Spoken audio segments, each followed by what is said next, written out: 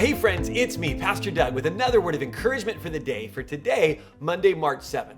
This week, we're going to continue our I Still Am series, where we've been exploring the 7 I Am statements of Jesus found in the Gospel of John. In each one of these statements, Jesus reveals something powerful about his divinity and his identity.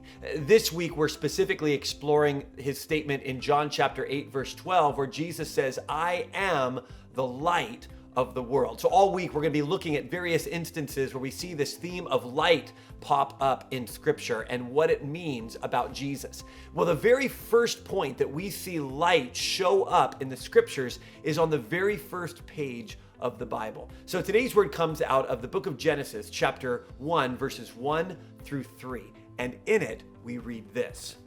In the beginning, God created the heavens and the earth.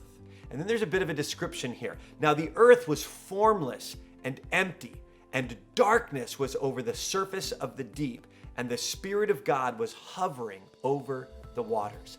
So let me just stop there really quick before I read verse 3.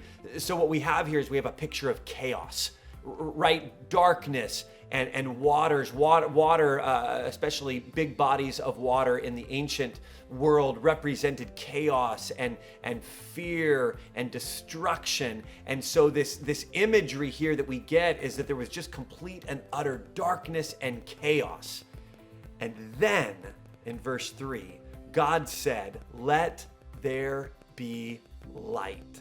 And there was light. And God saw that the light was good, and he separated the light from the darkness. So the very first creative act of God in the Scripture is to speak forth light. So friends, when we get to John chapter 8, verse 12, and Jesus says, I am the light of the world, Jesus is picking up on this powerful theme of God's creative power, but not just his creative power, but his ability to bring order to chaos, to bring structure where there had been nothing but destruction.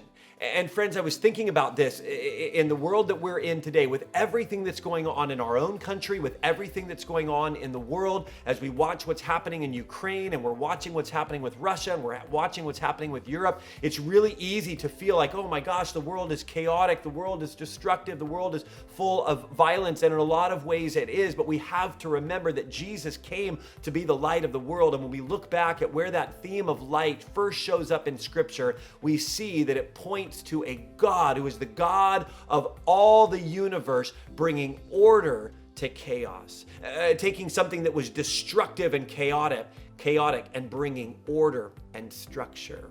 Friends, as we look around at the world today, may we remember that Jesus continues to be the light of the world, and he brings order and structure into our mess, into our chaos.